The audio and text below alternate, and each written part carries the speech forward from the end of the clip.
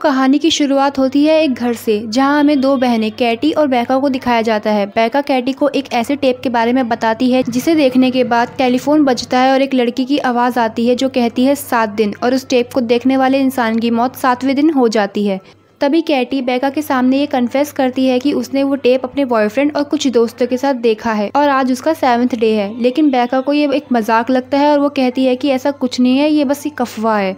तभी कैटी के साथ कुछ पैरानॉर्मल एक्टिविटीज़ होनी शुरू हो जाती है। उसका टीवी अपने आप ऑन हो जाता है। टीवी बंद करने के बाद कैटी को अपने रूम से कुछ आवाज़ आती है जिसे चेक करने के लिए वो अपने रूम में जाती है और वहाँ उसे वही टेप वाली लड़की मार डालती है। नेक्स्ट सीन में हमें एडिन दिखाया जाता है जो कैटी का कज़न था। उसकी मॉम रेचल उसे स्कूल से पिक करने उसकी क्लास में आती है, लेकिन एडिन की क्लास टीचर रेचल को रोक लेती है ज़रूरी बात करने के लिए। एडिन की क्लास टीचर रेचल को एडिन की अजीब पेंटिंग्स के बारे में बताती है जिसमें उसकी कज़न कैटी मरी हुई दिखाई जाती है। लेकिन रेचल एडिन की क्लास टीचर की बातों को सीरियसली नहीं लेती और कहती है कि एडिन सदमे में है क्योंकि उसने अपनी सबसे अच्छी दोस्त और कज़न को 3 दिन पहले खो दिया है। तब क्लास टीचर उससे कहती है कि कैटी को मरे हुए सिर्फ 3 दिन हुए हैं और एडिन ने ये पेंटिंग 1 हफ्ते पहले ही बनाई है। रेचल टीचर से कुछ नहीं कहती और वो वहाँ से चली जाती है। नेक्स्ट डे रेचल और एडिन कैटी के फ्यूनरल में जाते हैं, जहाँ रेचल कैटी की मॉम रूटी से मिलती है, जो कि कैटी रेचल और एडिन के सबसे क्लोज थी। इसलिए रूटी रेचल से पूछती है कि क्या उसे कैटी के साथ ऐसा कुछ होने वाला है, इस बारे में पता था। लेकिन रेचल मना कर देती है कि उसे कुछ नहीं पता था। तब रूटी रेचल से रिक्वेस्ट करती है कि वो पता लगाए कि उसकी बेटी की डेथ कैसे हुई, क्योंकि काफ़ी डॉक्टर्स को दिखाने के बाद भी कैटी के डेथ का रीज़न पता नहीं चल पाया था। रेचल पेशे से रिपोर्टर है, इसलिए रूटी उससे रिक्वेस्ट करती है कि वो कैटी के डेथ का रीज़न का पता लगाए।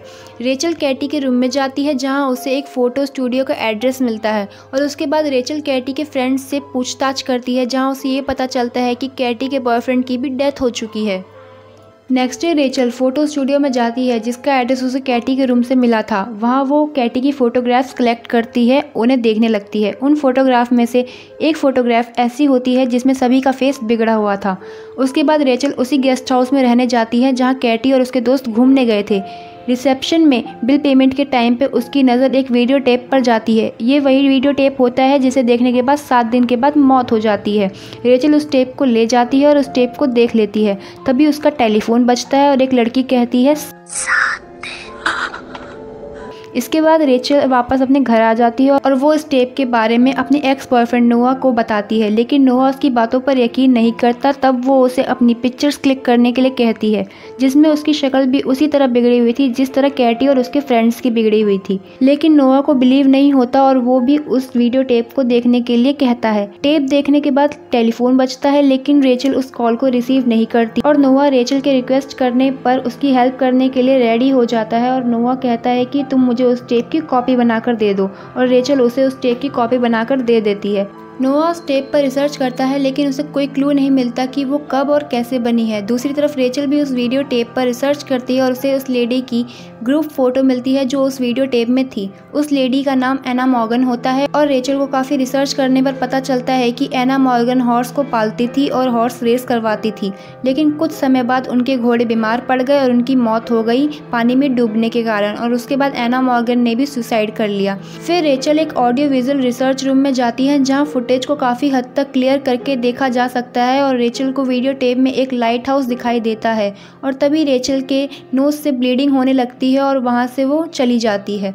फिर सीन कट होता है और नोआ को दिखाया जाता है। नोआ देखता है कि सीसीटीवी फुटेज में उसका फेस भी उसी तरह से बिगड़ा हुआ है जिस तरह से रेचल का बिगड़ा हुआ था। इसी बीच रेचल को एक भयानक सपना आता है और उसकी आंख खुल जाती है और वो देखती है कि एडिन उसके पास नहीं है और वो एडिन को खोजने लगती है। तब उसे पता चलता है कि एडिन ने भी उस टेप को देख लिया है और तभी वो नोआ को कॉल करती है और नोआ को बताती है कि एडिन ने भी उस वीडियो टेप को देख लिया है, और नोआ भी रेचल को बताता है कि अब उसे उसकी बातों पर यकीन हो गया है। नेक्स्ट डे रेचल, नोआ और एडिन एना के घर जाने के लिए निकलते हैं। रास्ते में रेचल नोआ को कहती है कि वो हॉस्पिटल जाकर एना मॉर्गन की इन्फॉर्मेशन निकाले, और वो अकेली ही एना मॉर्गन के घर चली जाती है। जाने से पहले नोआ रेचल को एडिन की एक पेंटिंग देता है और फिर नोआ भी वहाँ से चला जाता है। नोआ एना मॉर्गन की इन्फॉर्मेशन निकालने के लिए हॉस्पिटल जाता है और वहाँ से एक और टेप के बारे में पता चलता है, और जब वो उस टेप को देखने के लिए जाता है तब उसे पता चलता है कि वो टेप एना मॉर्गन के हस्बैंड रिचर्ड मॉर्गन के पास है।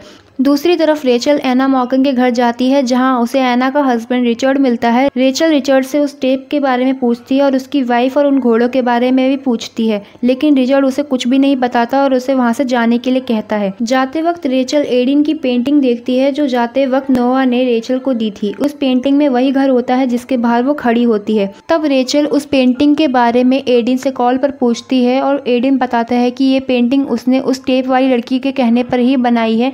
वो हमेशा उसके साथ ही रहती है और वो लड़की किसी अंधेरी जगह पर रहती है और वो घोड़े उसे सोने नहीं देते, उसे रात भर जगाए रखते हैं। फिर रेचल फिर से रिचर्ड के घर पर जाती है और उसे वहाँ पर वही वीडियो टेप मिलता है जिसे नोआ हॉस्पिटल में देख नहीं पाया था, और उस वीडियो में वही टेप वाली लड़की होती है और उसका नाम समारा होता है। उस वीडियो टेप में डॉक्टर समारा से सवाल करता है कि तुम रात भर क्यों नहीं सोती और अपनी फैमिली को क्यों परेशान करती हो, जिस पर समारा डॉक्टर को जवाब देती है कि वो किसी को हर्ट नहीं करना चाहती, लेकिन ये नहीं रुकता, आई एम सॉरी। और साथ ही साथ समारा बताती है कि उसके डैडी उससे प्यार नहीं करते, वो घोड़ों से प्यार करते हैं और वो चाहते हैं कि मैं चली जाऊं। इतनी देर में रिचर्ड रेचल के सर पर वार कर देता है और रेचल उससे पूछती है कि तुमने अपनी बेटी समारा के साथ क्या किया, वो तुम्हारी बेटी थी।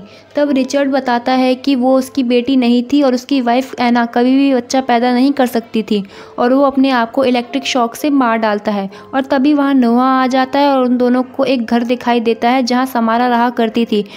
उन्हें उस घर की दीवार पर एक पेड़ दिखाई देता है और रेचल नोआ को बताती है कि वो पेड़ उसने कहीं देखा है और तभी उसे याद आता है कि ये पेड़ उसने गेस्ट हाउस के पास देखा था और वो वहाँ पर उसी गेस्ट हाउस पर दोबारा चले जाते हैं जहाँ वो सबसे पहले गई थी। तभी नोआ गुस्से में आ जाता है क्योंकि वो दोनों वापस वहीं आ गए थे जहाँ से उन दोनों ने शुरुआत की थी और वो गुस्से में आकर वहाँ पर तोड़फोड़ करने लगता है। तभी वहाँ मार्बल बॉल्स एक जगह इकट्ठे हो जाते हैं और उन दोनों को लगता है कि वहाँ कुछ है और नोआ वहाँ का फ्लोर तोड़ देता है। उन्हें वहाँ एक कुआं दिखाई देता है और टीवी के धक्के की वजह से रेचल उस कुएं में गिर जाती है।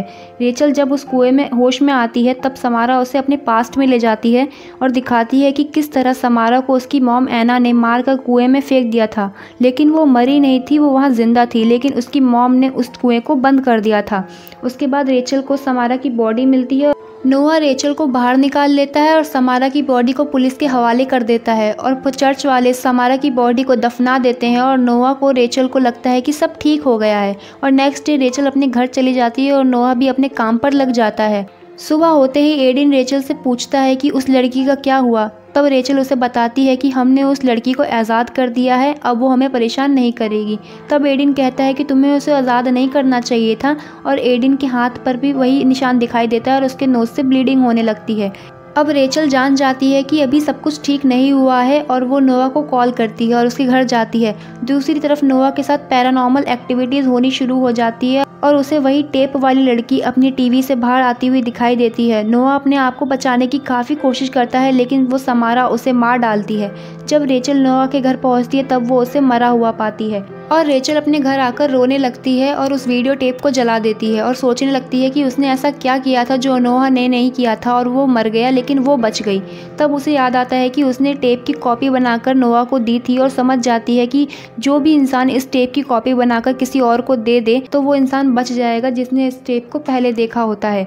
और वो अपने बेटे एडिन से उस टेप की कॉपी बनवाती है। तब उसका बेटा एडिन उसे पूछता है कि उनका क्या होगा जिनको हम ये टेप दिखाएंगे और उसी के साथ मूवी एंड हो जाती है। फ्रेंड्स, अब हमें इस मूवी के नेक्स्ट पार्ट में ये दिखाया जाएगा कि क्या होता है इन लोगों के साथ जिन्हें रेचल ये टेप दिखाएगी और कैसे बच पाएंगे रेचल और एडिन समारा से। मिलती हूँ आपसे इस मूवी के नेक्स्ट पार्ट की एक्सप्लेनेशन में। अगर आपको ये वीडियो पसंद आई है तो लाइक करना ना भूलें और चैनल को सब्सक्राइब ज़रूर कर लें।